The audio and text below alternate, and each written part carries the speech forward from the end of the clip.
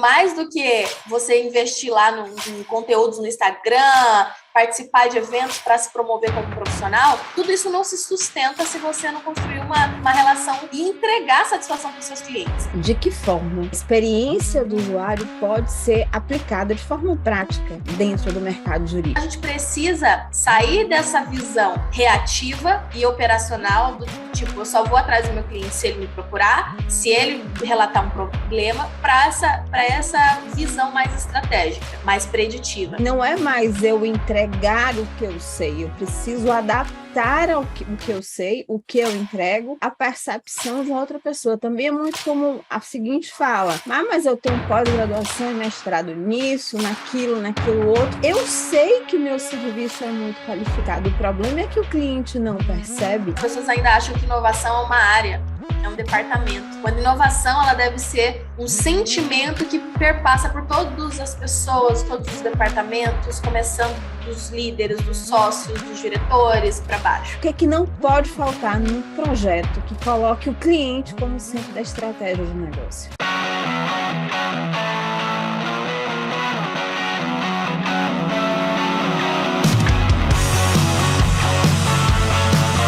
Olá, doutores! Muito bem-vindos a esse episódio da DVCast. E olha, que hoje a gente está com uma convidada muito especial para falar sobre Customer Experience no direito, o Legal Customer Experience. Aqui ao meu lado está a advogada, Legal Design, a doutora, eu vou chamar de doutora, tá?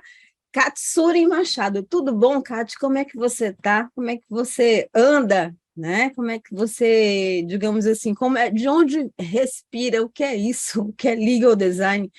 A gente tem, eu posso dizer que assim, tem o público do direito começou a olhar recentemente para o legal design.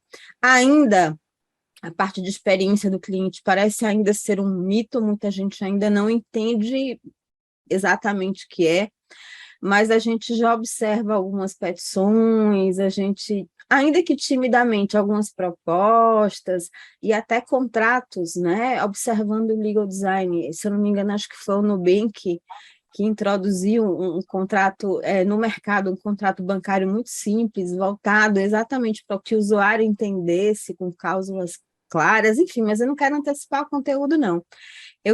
Vamos começar falando de você, tá certo? Eu quero que você se apresente, tá? E que nos conte um pouquinho como é que foi, uma transição de carreira, como é que foi isso da advogada que encontrou o legal design?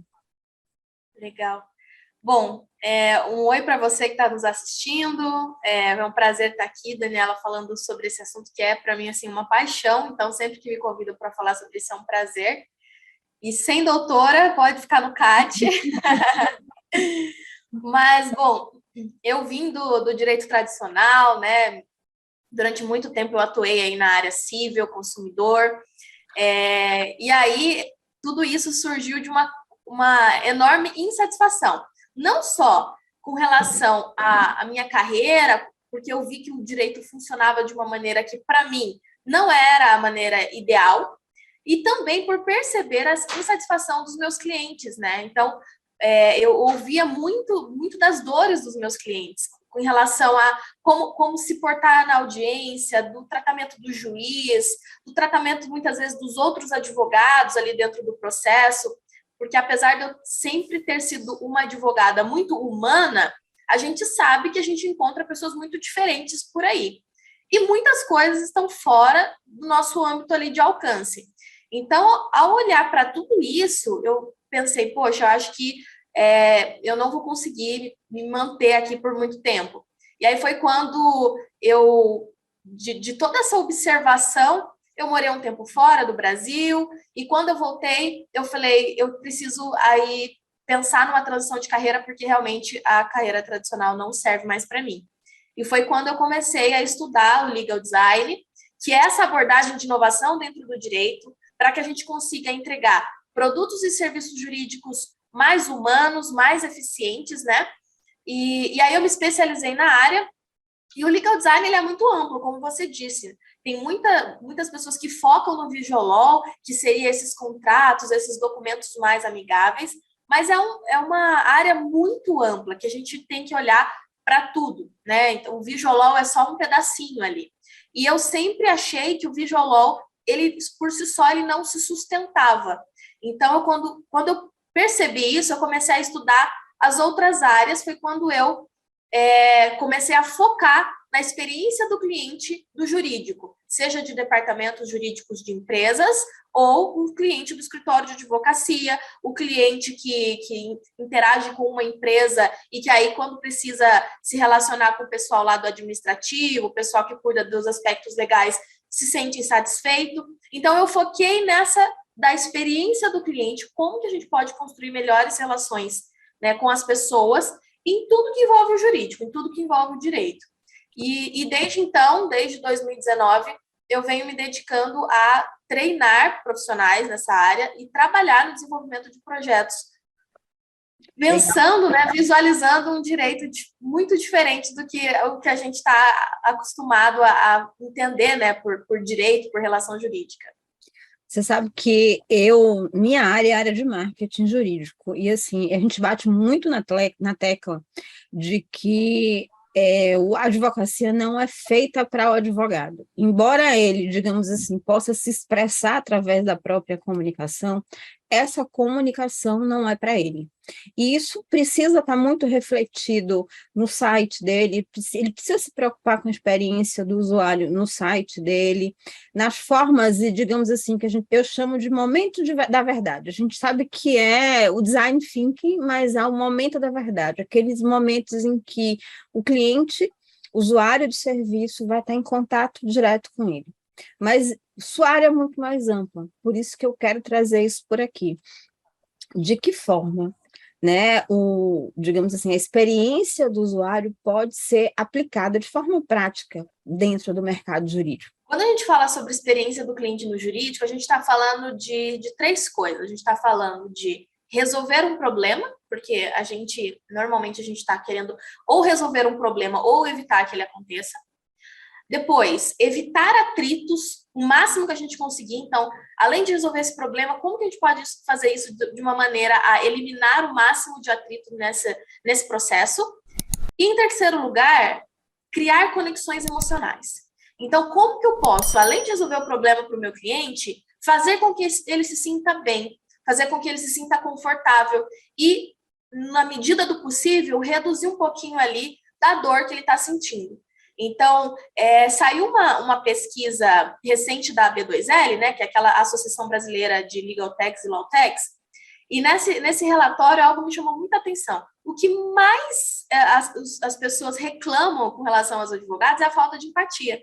Então, veja só, a Legal Customer Experience nada mais é do que como que eu posso ser empático e pensar no outro lado da mesa, né? No outro lado da relação. A gente fica aqui desse lado da mesa, advogado, profissional jurídico, e muitas vezes a gente esquece de olhar para o outro lado, né? De tentar observar as coisas numa outra perspectiva.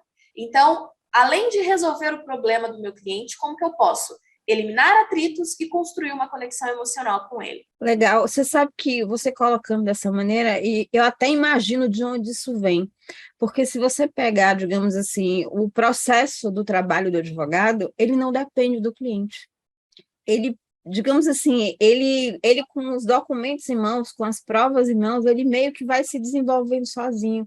Isso faz com que muitos se isolem ou fiquem muito à vontade apenas com a sua bolha. Verdade. E aí, ele não pensa que deixar de construir essa relação com o cliente vai garantir que esse cliente retorne, né? Que esse cliente indique, que esse cliente seja um advogado da marca. Esse termo que você do marketing deve conhecer muito bem, né? Porque mais do que você investir lá em conteúdos no Instagram, participar de eventos para se promover como profissional, tudo isso não se sustenta se você não construir uma relação e entregar satisfação para os seus clientes. E daí, além deles não voltarem, eles vão falar, olha, o doutor fulano, ele até que ele é muito bom, mas eu não me senti bem, né? E então, as pessoas hoje estão cada vez mais exigentes. Não adianta só você resolver o problema, você tem que resolver o problema e, ao mesmo tempo, construir uma memória ali surpreendente para o cliente querer continuar com esse vínculo. Kati, eu tenho uma pesquisa se eu não me engano, de 2006, e eu até vou deixar as referências na descrição, porque eu não estou lembrado quem foi exatamente quem encabeçou, mas foi feita uma pesquisa com escritórios, com clientes de escritório de advocacia aqui no Brasil. E foi até uma empresa americana, ou foi uma multinacional que encabeçou, só não lembro o nome do instituto de pesquisa, mas a pergunta era para os advogados e para os clientes, né? Como é que eles consideravam, como eles consideravam os próprios serviços, como é que eram entregues os próprios serviços. Aí, se eu não me engano, 87% dos advogados diziam que os serviços deles eram excelentes, perfeitos, maravilhosos. O problema é que só 7% dos clientes estavam satisfeitos com a entrega do serviço. E observe, o cliente não é a questão técnica do direito para o cliente que importava, era outra coisa, era a forma. Existe uma desconexão entre a expectativa do usuário, que não é da área jurídica, e da capacidade técnica do advogado, que para ele isso é entrega de serviço. Como é que você lida com isso, pensando na experiência do cliente? Então, há uma grande desconexão, né, em relação ao que é um bom serviço jurídico. O advogado acha que é falar bem, entregar ali uma expertise, um domínio da técnica, mas para a maioria das pessoas, e isso tem várias pesquisas, como a que você mencionou, muitas vezes é a capacidade do profissional interagir de maneira humana e se conectar ali com a pessoa. Então, mais do que você ser um profissional excelente, né, que tem todos os títulos e tem uma formação acadêmica muito sólida, mas o seu cliente sentir que você realmente vê ele como uma pessoa única, que ele não é só mais um número para você, que ele não é só mais um cliente na sua cartela ali de clientes, né, na sua carta ali de clientes. Então, eu acredito que passa muito por você, quando você está se comunicando com o seu cliente, mais do que ouvir, você escutar de fato, né? O que é que ele... Muitas vezes, muitas coisas não são ditas de maneira verbal. Então, se você parar para observar atentamente, você vai perceber que a dor dele muitas vezes está implícita ali. Só que você só vai perceber isso se você parar um momento, né? E muitas vezes se colocar ali como um humano de igual para igual, para conseguir se conectar. E aí, essa é a chave, né? A questão mais uma vez, a questão da empatia, eu acho que é a chave para que a gente possa pivotar aí esse novo jurídico, esse novo profissional, desse contexto que a gente vive hoje pós-pandêmico, e que antes da pandemia já vinha se desenvolvendo essa questão das pessoas estarem mais despertas para tudo isso, né? Exigentes com relação a tudo isso. Mas depois da pandemia, então, houve uma aceleração gigantesca nesse sentido. Pensando no escritório de advocacia, tá? Por exemplo, como que uma advogada, uma equipe jurídica, ela, digamos assim, pode usar empatia, pensando na experiência do usuário, para atrair clientes, né? Para a banca, até de uma forma eficiente, até melhorar também os serviços. Como desenhar esse processo para ampliar a frente de negócios? Porque todo mundo fala em fechar contrato, em atrair cliente, tererê, mas quando se fala de fato em relacionamento com outro, o relacionamento se restringe apenas à questão processual. Uhum. Isso você com certeza tem essa experiência, pouco se extrapola. Uhum. Ou pior ainda, pouco, digamos assim, eu vi isso muito durante a pandemia, tá? E eu posso dizer de carteira que até me incomodava. Os advogados mandavam WhatsApp para os clientes com a seguinte informação: como é que você está? Tudo bem? Olha, estou aqui à disposição caso você precise. E o cliente não, tipo assim, esse caso você precisa, o cliente era tão frio que via WhatsApp, o cliente nunca vinha até o advogado, mesmo sofrendo de todas as dores, mesmo não recebendo aluguel, mesmo não tendo condição de pagar aluguel, mesmo tendo que renegociar isso com a empresa muitas vezes fechada. Mas assim, como quebrar essa barreira mesmo? de uma forma prática para esse escritório se conectar mais e melhor pensando nessa frente de negócios? Esses dias eu estava conversando com o Bruno Gobato, ele trabalha com a área de CX, né, de Customer Experience da Brinquedos Estrela. O Bruno está lá há mais de 20 anos. E ele falou assim para mim, Kátia, porque o jurídico ele é o anti-business. E eu falei, era o anti-business, né? A gente está tentando mudar isso. Então, a gente precisa sair dessa visão reativa e operacional do tipo, eu só vou atrás do meu cliente se ele me procurar, se ele relatar um problema, para essa visão mais estratégica, né? Mais preditiva. Então, como que a gente faz? Eu acho que são passos, assim, muito simples, não, o que não significa que seja fáceis, mas simples. Então, tudo começa por uma escuta ativa, e quando eu falo uma escuta ativa é você escutar o seu cliente, os seus colaboradores, todas as pessoas que estão envolvidas ali no seu negócio, para depois você entender quais são os meus objetivos. Então, a gente conseguir colocar ali numa balança as expectativas dos meus clientes, né, das pessoas com quem me relaciono, e quais são os meus objetivos de negócio, né, e conseguir encontrar um lugar comum entre eles. A partir daí, definir quais são as métricas que eu vou utilizar para medir aí se eu estou progredindo e se eu estou alcançando esses objetivos para ambos os lados. E tudo isso só é possível através de um trabalho muito colaborativo. Então, mais do que eu achar que eu tenho todas as respostas, é buscar pessoas que possam me auxiliar nesse projeto. Quando a gente fala de inovação jurídica, a gente não está falando de nada muito tecnológico, a gente está falando, basicamente, de entregar valor. E a gente entrega valor quando a gente entende o que é valor para o cliente. Então, mais do que supor, a gente precisa ouvir o outro lado para, então, construir estratégias para atender essas expectativas. É claro que nem sempre a gente consegue atender 100%, mas qualquer esforço em prol de atingir essas expectativas é muito válidas. Então, são processos muito simples que começam com um trabalho que envolve muitas pessoas, muitos pontos de vista, e a partir daí ajustar alguns processos, algumas políticas, né, para que a gente consiga entregar melhores resultados. Quando a gente fala de empatia, a gente não está falando só de um lado romântico da coisa. Tem uma pesquisa da CB Insights que trouxe os 12, se eu não me engano, são 12 principais motivos para as startups falharem hoje em dia. Mas eu acredito que essa pesquisa ela seja muito pertinente aqui para a nossa conversa, porque nas primeiras colocações ali está a ausência de market fit, que é quando você entrega algo que o mercado não quer, que o cliente não quer, né? Modelos de negócios que não estão ajustados para o mercado. E tudo isso, no final do dia, o que é? Falta de escuta, de pesquisa, de observação. Porque se eu me relacionasse com o meu cliente, observasse o que ele precisa, eu não ia entregar uma coisa que ele não precisa. É meio óbvio.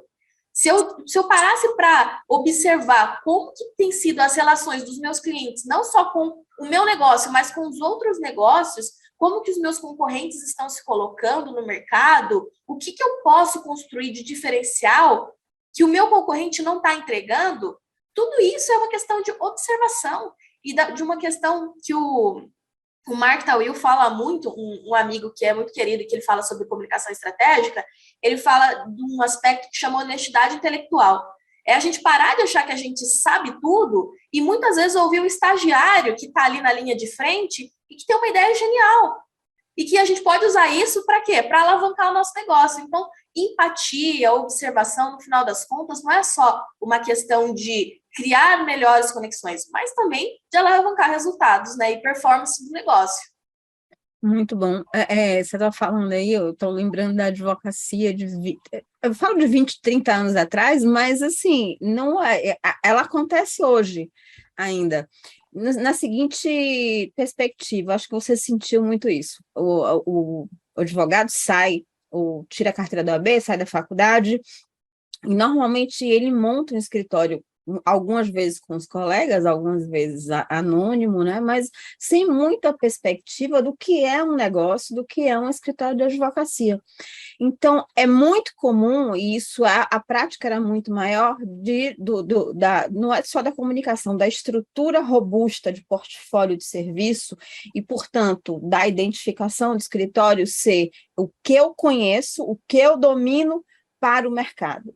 E pouco, né? O cliente, a gente já vem discutindo com a nossa audiência, o cliente mudou, já tem mais de 10 anos que o cliente não está, mas assim, o cliente hoje faz assim: olha, doutor, eu tenho uma demanda X, eu preciso que alguém resolva isso aqui.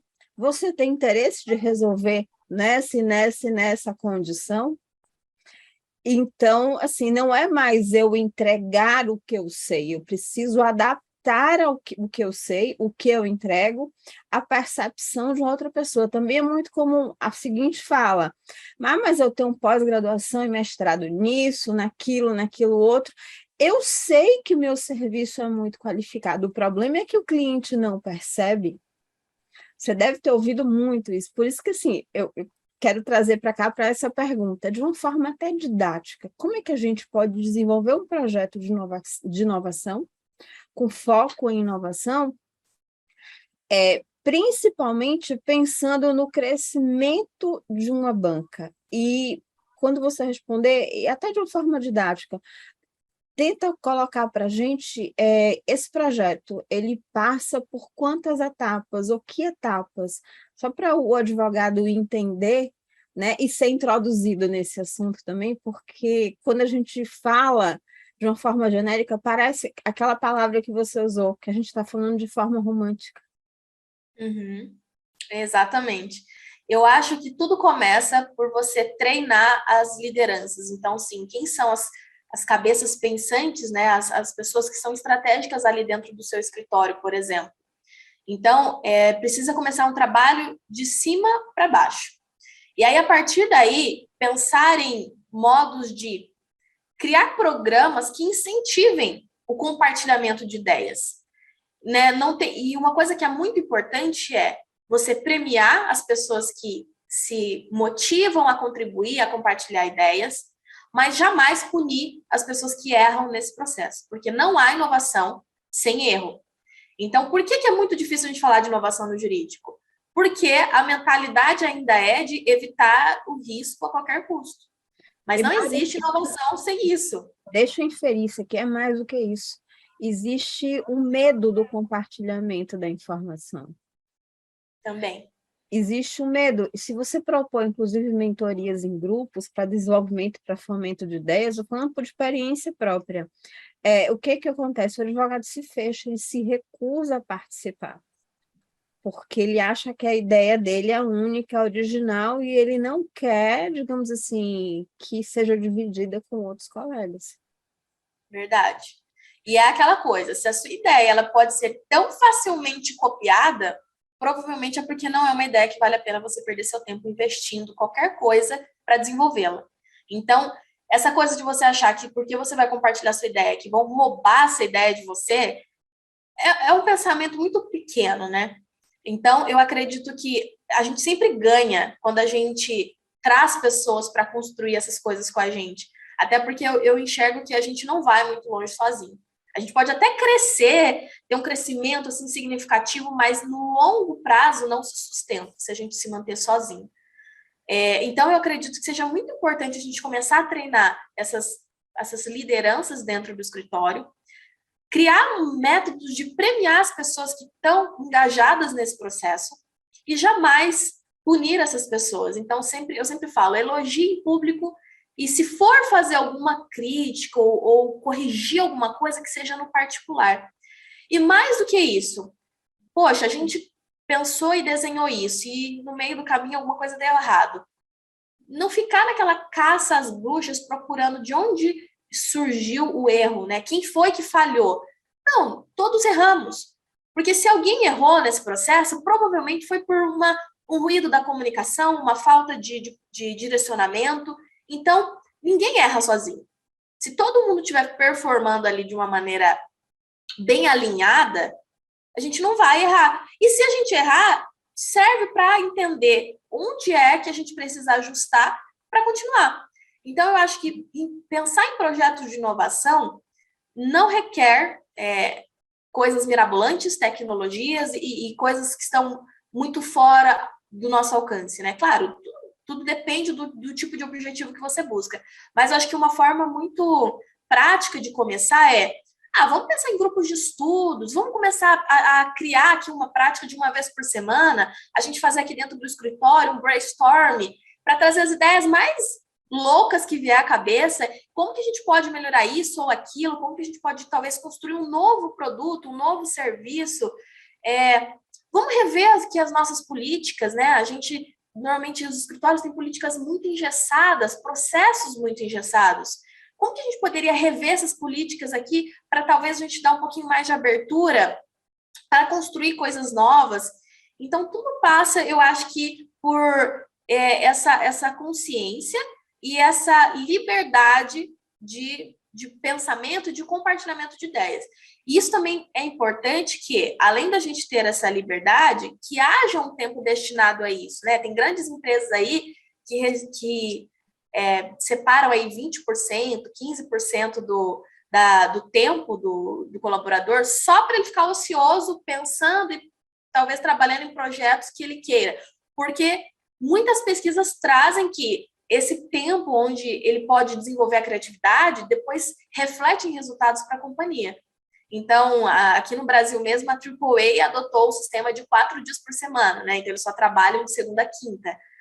E isso tem trazido, o próprio CEO da AAA, o Juan, ele fala que isso trouxe resultados muito significativos. Ao invés de perder receita, porque eles deixaram de trabalhar um dia, né? Deixando os colaboradores aí à vontade para investir o tempo em outras coisas, pelo contrário, eles ganharam.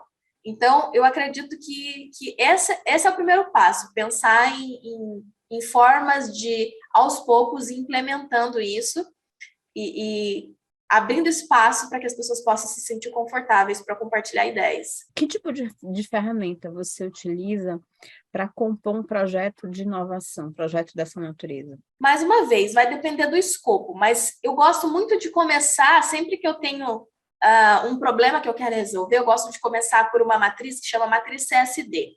É uma matriz muito comum, assim, dentro do design.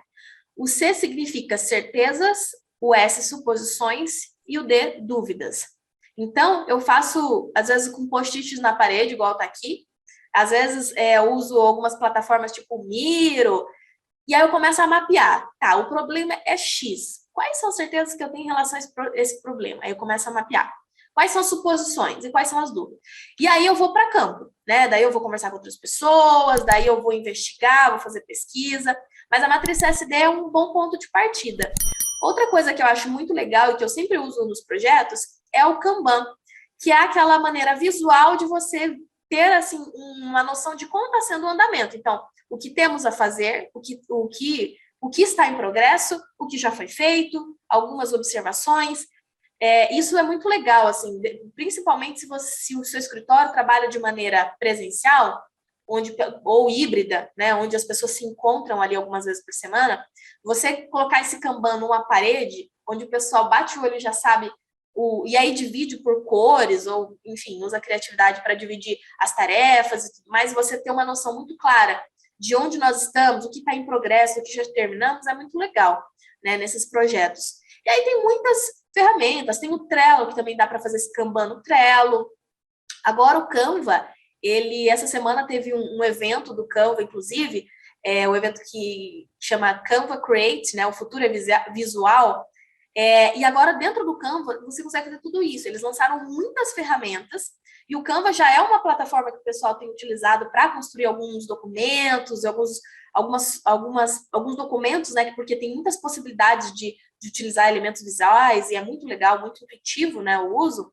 E agora, dentro do Canva, dá para você ter quadros infinitos, dá para você trabalhar de maneira colaborativa, dá para você fazer apresentações, enfim, eles lançaram várias ferramentas.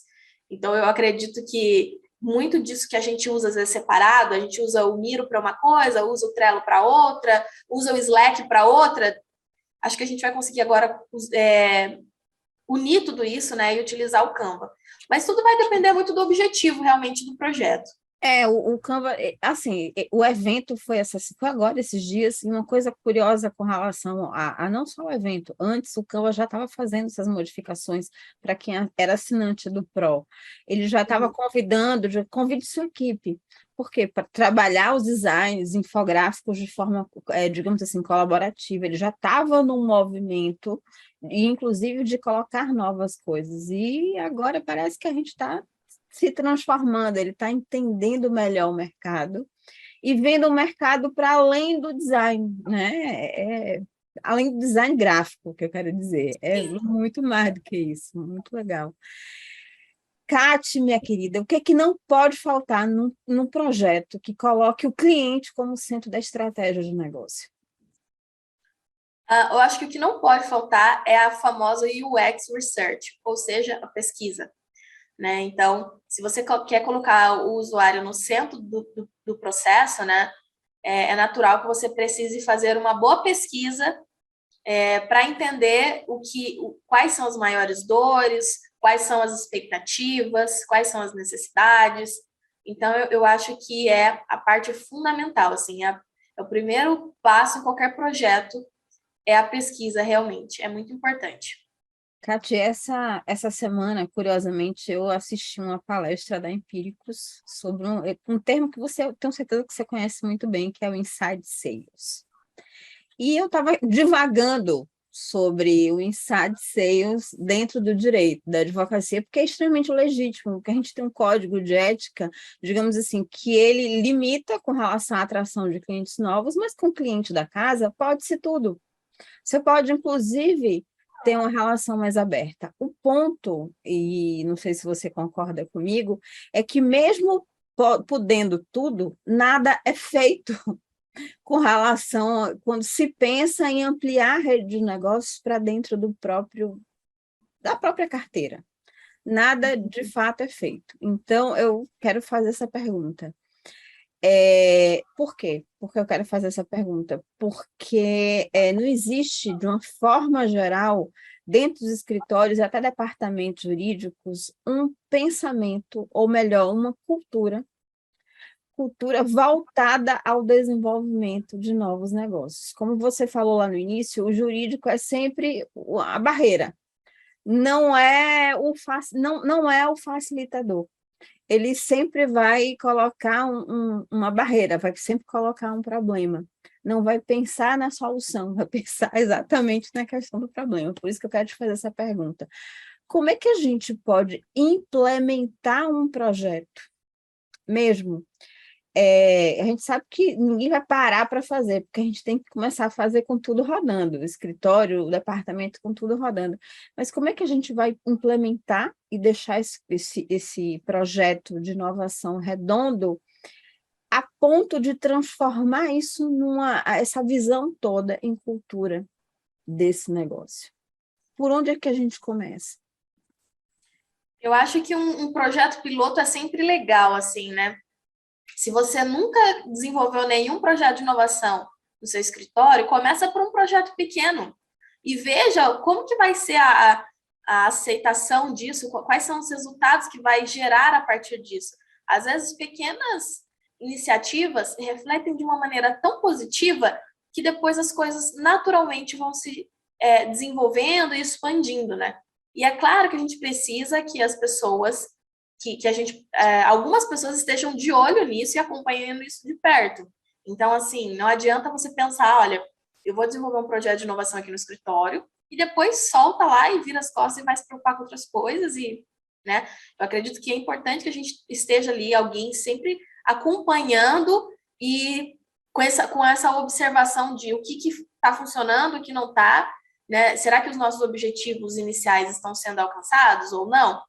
Porque a cultura não é uma coisa que você vai transformar do dia para a noite, infelizmente. E como que você vai trabalhando isso? Investindo na sua equipe, né? Então, investindo em treinamentos, investindo em programas para que o pessoal comece aos poucos a mudar a forma como enxerga a inovação, né?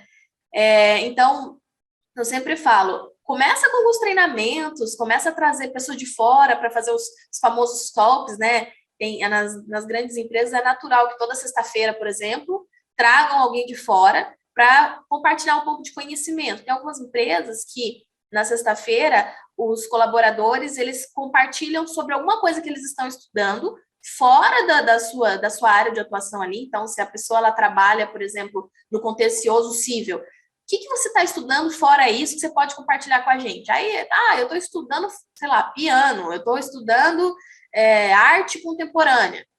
Anyway, vai lá e compartilha isso com o time. Por quê? Isso traz insights, isso gera identificação, isso gera o fortalecimento de uma cultura de compartilhamento de ideias, de colaboração. Então, esses pequenos passos vai fazer toda a diferença. Mas é preciso que a gente tenha ali um pouquinho de paciência, porque isso não vai acontecer do dia para a noite, né? Isso é um fato. E sempre começa de cima, né? Isso é que é importante que assim, os gestores entendam, porque eu canso de ter reuniões com escritórios até médios e de chegarem para mim e falar assim, Daniela, a gente tem interesse em começar um trabalho até de marketing, para desenvolvimento de negócio, mas o sócio tal, que é o principal, não quer se envolver. Como? Não quer se envolver? Não tem como, tem que começar de cima para baixo, porque a gente, é aquela coisa, a gente se sente motivado, não porque uma pessoa chega e fala assim, olha, faz isso que é legal, mas quando a gente vê aquela pessoa fazendo, a gente se sente contagiado por aquilo, né? Então, não adianta, o exemplo arrasta, então tem que começar de cima, não tem outra forma. Legal, legal, legal. Bom, eu vou fazer uma pergunta que parece óbvia, mas assim, além da visão conservadora que a gente sabe que existe no jurídico, no direito, qual o maior ou quais os maiores desafios hoje para se inovar nessa área? Eu acho que o que decorre a gente sempre fala sobre mentalidade, né? Mas o que acontece? Através de uma mentalidade que evita o erro, né? Que não tem essa empatia, essa conexão com o outro, isso se reflete em processos muito rígidos. Então, muitas vezes eu ouço de algumas pessoas, né? Poxa, eu gostaria tanto de implementar um projeto aqui dentro da empresa, dentro do departamento, mas o processo não deixa, porque, não, para começar, né? Quando eu vou fechar qualquer projeto de inovação, é um mês discutindo para conseguir fechar alguma coisa. Imagina, porque tem que passar por 1 milhão de pessoas, tem que ser aprovado por 1 milhão de pessoas. Então, são processos muito engessados. Então, como que a gente vai inovar se a gente não rever esses processos para algo que seja mais flexível, mais dinâmico? Então, acho que o maior desafio hoje são esses processos que muitas vezes barram a inovação. Imagina você falar de colocar o pessoal do jurídico numa sala com o pessoal de vendas, com o pessoal de desenvolvimento de produtos, com designers.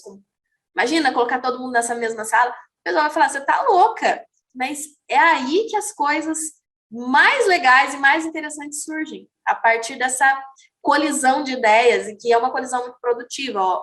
Obviamente que tem que ter alguém ali para ir fazendo essa mediação, mas são colisões que podem resultar em coisas muito positivas. Então, eu acredito que os processos sejam aí o maior desafio hoje para a gente implementar esses projetos.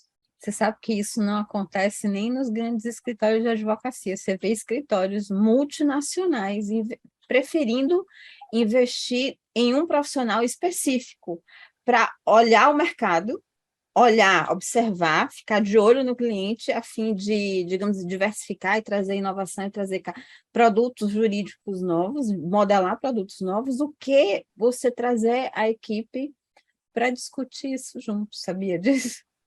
É triste, né? As pessoas ainda acham que inovação é uma área, é um departamento. Quando inovação, ela deve ser um sentimento que perpassa por todas as pessoas, todos os departamentos, começando dos líderes, dos sócios, dos diretores para baixo. Não existe inovação numa salinha. Isso é absurdo. Pela sua experiência, tá? Por onde que um advogado ou um escritório, quando a gente, ou até um departamento jurídico, quando a gente fala de investimento, né? Ele pode começar, ou digamos assim, por onde ele deve começar a implementar um projeto dessa natureza? Como vai ser esse start? Uhum. Eu acho que primeiro a gente tem que a gente tem que analisar quais são os recursos que o escritório tem. Então, quanto que ele tem de dinheiro para investir, quantas são as pessoas que trabalham ali, né? Quais são os recursos de pessoas que estariam disponíveis, talvez, a se dedicar, né? A dedicar parte do tempo a isso. Tem que ter uma clareza muito, né? Uma coisa muito ampla, assim, de qual é o escopo e de quais são as ferramentas que a gente tem hoje. Mas eu acredito que muitas vezes, até para escritório pequenininho, que às vezes é 2, 3 advogados, a gente pode começar estudando um pouquinho e criando essas discussões internas, né? Então, criando esses debates, fazendo disso algo rotineiro. Então, por que não? Sei lá, às vezes não é possível, mas todo dia, antes de começar o trabalho, a gente se reunir para compartilhar ideias, para compartilhar o que a gente tem visto no mercado, o que a gente tem observado através do relacionamento com os clientes. Poxa, ontem eu atendi tal cliente, ele trouxe isso, trouxe aquilo, para que todo mundo consiga ter uma visão 360 graus do negócio. Porque muitas vezes está acontecendo uma coisa assim, super grave em uma área e o sócio não sabe, ele não tem conhecimento. E isso acontece por essa falta de comunicação. Então, eu acho que, dependendo do nível de desenvolvimento e de maturidade do negócio, a gente pode começar, às vezes, com coisas simples, como reuniões aí diárias, semanais, para compartilhar ideias. Legal. Ainda falando um pouquinho sobre investimento, que recursos, né, ou quanto é necessário investir para implementar uma iniciativa como essa? Como eu disse, depende da organização. E quando a gente fala de inovação, nem sempre a gente está falando de contratar plataformas de tecnologia e para automatizar processos e investimentos grandiosos, né? Pode ser começar com um treinamento para a equipe, um treinamento de inovação jurídica, para abrir um pouquinho a mentalidade do pessoal, e muitas vezes esses treinamentos não custam assim, né, tanto dinheiro. Ou, se não é possível nem isso, né, então, quem sabe promover aí grupos de estudos, encontros, para que cada um possa trazer um pouquinho aí da sua percepção, da sua experiência.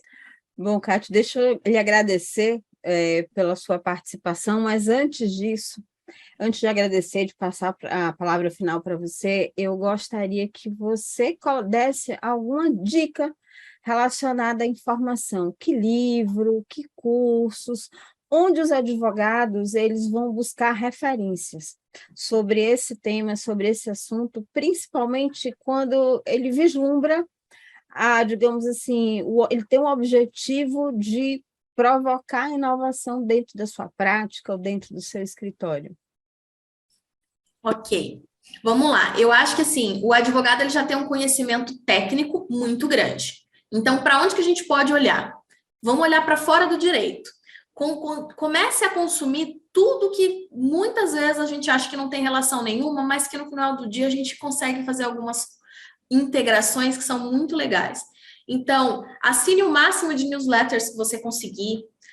Comece a olhar para documentários e temas que você talvez num primeiro momento não olharia. Tem um documentário muito legal no Netflix, que é o Abstract, que fala sobre, cada episódio sobre um designer diferente. Então tem a designer de brinquedos, tem o designer de tênis, tem o cara que trabalha com tipografia. Então conta como que cada um desses designers empreenderam, começaram até se tornar referências mundiais. Então, cada episódio é com um designer que é referência mundial no seu nicho ali. E é super legal.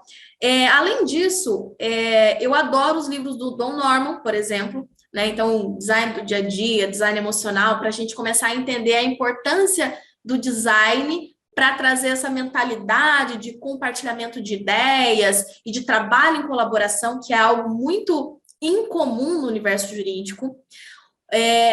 Para você entregar valor, você precisa entender o que é valor. E para você entender o que é valor, você precisa entender um pouquinho do funcionamento do cérebro humano. Por isso eu estudo tanto neurociência, porque é algo muito legal, assim, é muito apaixonante você estudar e entender como a gente funciona, né? Tem alguns artigos muito legais do Paul J. Zak, que é um neuroeconomista e neurocientista. Ele tem alguns artigos no MIT, mas também tem várias coisas, até no LinkedIn ele posta muito conteúdo legal, então eu recomendo que o pessoal procure.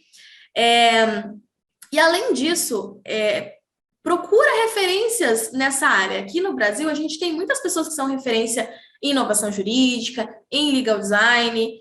Essa parte de experiência do cliente no direito, é pouquíssimas pessoas que falam, né? Mas, por exemplo, eu estou sempre compartilhando conteúdos. É sempre importante você olhar para algumas pessoas, para você conseguir modelar essas pessoas e trazer um pouco dessas ideias para dentro do seu contexto. E aí cabe uma ressalva, né? Muito cuidado com quem você vai modelar. Tem muita gente hoje que se mostra como autoridade. Eu sempre brinco, né? Que você dorme, no outro dia você acorda, alguém se tornou autoridade em alguma coisa. Porque na internet é muito fácil se tornar autoridade, né? Ou se dizer Então, autoridade. exato, se tornar entre aspas, tá, gente? Se tornar entre aspas. Então, toma cuidado, porque tem gente que começou ontem que já quer se vender como autoridade. Tem gente que, apesar de uma bagagem teórica legal, na prática, muito pouco trabalhou com o tema. Então, assim, cuidado com essas pessoas que você busca e que você considera autoridade. Quando eu comecei a estudar sobre legal design, eu fui procurar as referências, não só no Brasil, mas fora do Brasil, em legal design, porque era um tema que estava surgindo. Hoje já é um tema novo. Naquela época, então, né, alguns anos atrás, era algo ainda mais difícil de você encontrar material, de você encontrar informação a respeito. Então, foi quando eu, por exemplo, entrei para a Legal Creatives Academy, que é da Tessa Manuelo, que é uma referência mundial em legal design. E eu entrei para a academia, aprendi muito, conheci gente do mundo todo, e inclusive depois comecei a trabalhar com a Tessa, né? Desenvolvi alguns projetos junto com ela. E não só fora do Brasil, aqui também eu procurei fazer mentorias e conversar com pessoas que eram referência na área aqui. E com isso foi muito legal, porque eu consegui buscar nas fontes adequadas e confiáveis, né? As informações que eram necessárias para o meu desenvolvimento. Então, você buscar também mentorias e treinamentos com pessoas que realmente entendem e, mais do que entender, sabem na prática como as coisas funcionam, faz toda a diferença, né? Mais do que você falar que sabe, é você mostrar os resultados, mostrar o que você fez a partir desse conhecimento. Então, essa é a minha dica.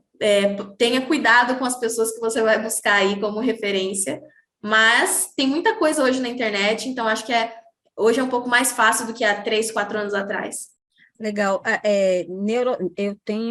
Nós temos no canal do YouTube uma live muito boa sobre neuronegociação com o professor Pedro Camargo, que ele é formado em Direito, hoje ele não atua com Direito, é especialista em neurociência, ele foi professor de uma pós-graduação na Flórida também, e ele tem uns 11 livros publicados sobre neurociência. Nossa, vou procurar essa live.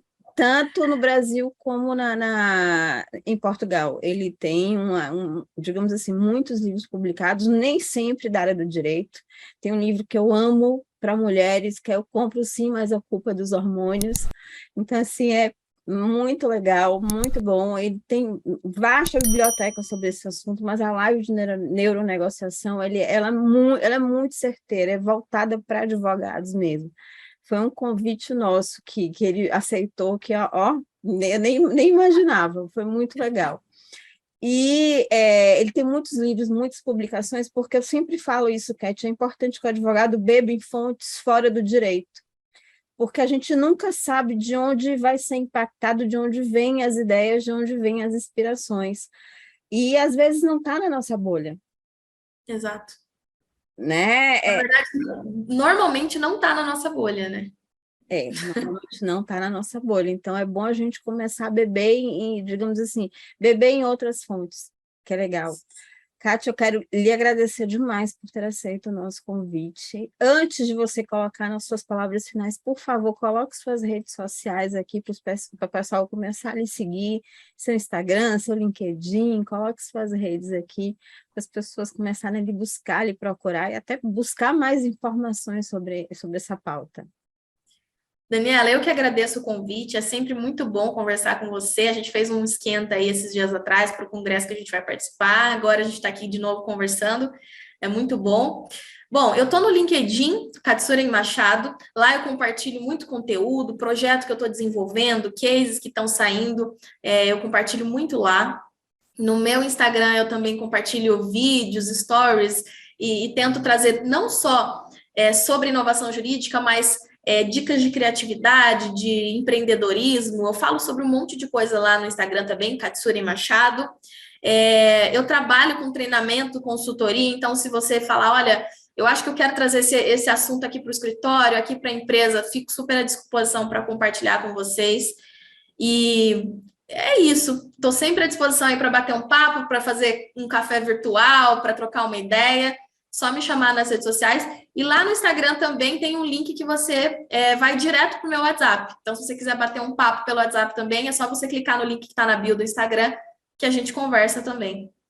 Muito legal. Kátia, agora eu vou pedir que você profira suas palavras finais.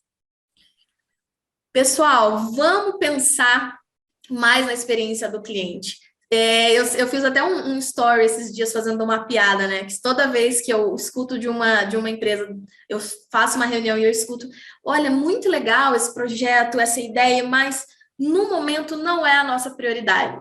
Eu dou uma respirada muito funda, eu vou lá, pego uma taça de vinho, eu tomo um vinho, porque como que a experiência do cliente não é prioridade, gente? Qual que é a prioridade de um negócio 99% das vezes? Crescimento, né? Na verdade, um negócio ele não é um negócio se ele não tiver lucratividade e crescimento, né? Estagnação é queda, ou você está crescendo ou você está recaindo, não tem outra coisa.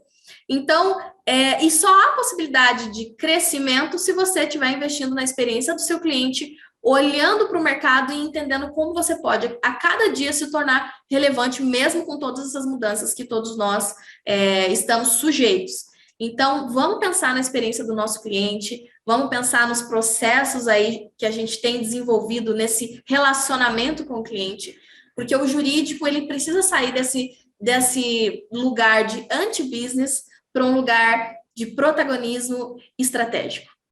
Legal, legal, legal. Doutores, eu quero, mais uma vez, parabenizar quem chegou aqui com a gente até o final. Quero mais uma vez agradecer a Kátia por ter aceitado o nosso convite, dizer que nosso podcast vai ao ar ao sábado, sempre no YouTube, às 15h45 da tarde, segunda-feira, 6h30 da manhã. Os episódios estão disponíveis em vídeo no Spotify e em áudio nos demais agregadores de podcast. Kátia, lhe agradeço novamente. Quem quiser, por gentileza, sugerir pautas, convidados, eu vou deixar o link aqui na tela, é advogadoempreendedor.com/dvcast, lá vai ter um formulário que as pessoas podem sugerir novas pautas, novos convidados, então, assim, participem, a gente quer ouvir vocês, sigam o ADVcast nas redes sociais, sigam Daniela Mascarenhas Oficial e a gente se vê no próximo episódio da DVCast. Até lá!